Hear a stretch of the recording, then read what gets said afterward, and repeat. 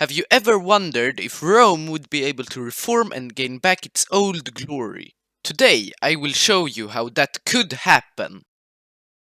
In the year 27, the Roman Republic became an empire. 200 years later, the vast empire split into two, the east and the west part. The west part was destroyed year 476 after Germanic tribes had invaded them. The eastern part, more known as the Byzantine Empire, would live on for another 1,000 years until it too became invaded.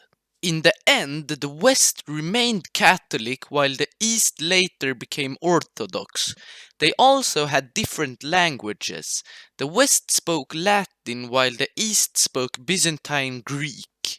The new Roman Republic would be formed by 4 Latin countries: France, Portugal, Spain and Italy.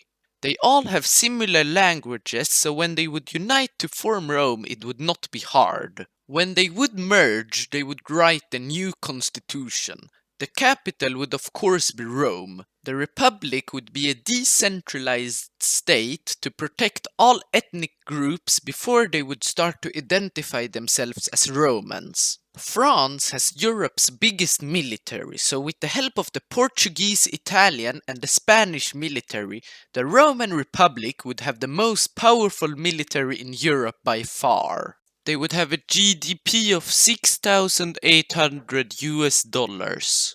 This would make them the 3rd biggest economy in the world after China and before Japan.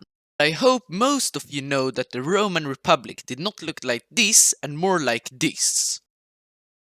Many nations would be angry on the formation of the Republic because they would have claims on nearly all of Europe. One of the only nations that would be positive to a new Roman Republic would be Greece, because they want Istanbul back. Greece would join the Roman Republic as a puppet and request help from the Roman military to assist an invasion of Istanbul.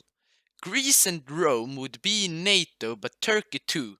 Greece would have to stage a fake attack from the Turks if they want to attack without NATO getting in the way. The attack would start good, but after approaching Istanbul, the Turks would defend better and better. But luckily for Greece, the Romans would arrive with their superior navy and destroy the Turkish defenses.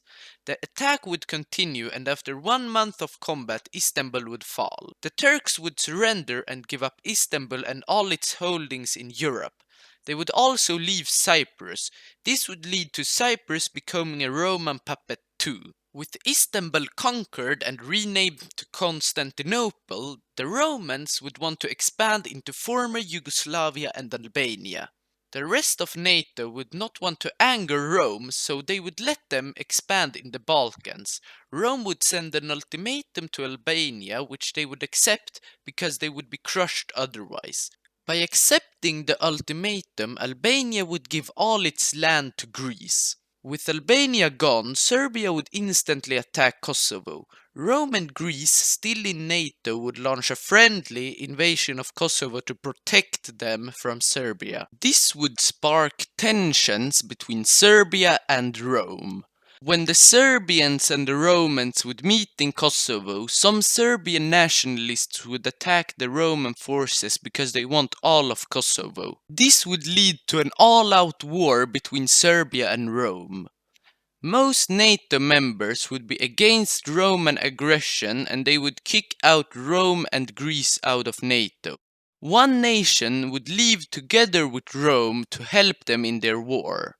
That nation would be Romania, because they are also a Latin-speaking country and they would be positive in joining the Roman Republic. The Romanians would join in on the war against Serbia. This would lead to the Serbs fighting on a 2-front war against 2 stronger enemies. Even though Serbia would have high morale, they would lose in these unfavorable conditions. After the Romans had destroyed Serbia, they would annex all Serbian territory. With peace, Rome would start to integrate Greece, Cyprus and Romania. After a year, they would be completely integrated in the Roman Republic. During that year, Rome would expand their military and search for new allies for their final war against NATO. They would ally Russia and Belarus because of their anti-NATO views, and also China because they would open another front against NATO.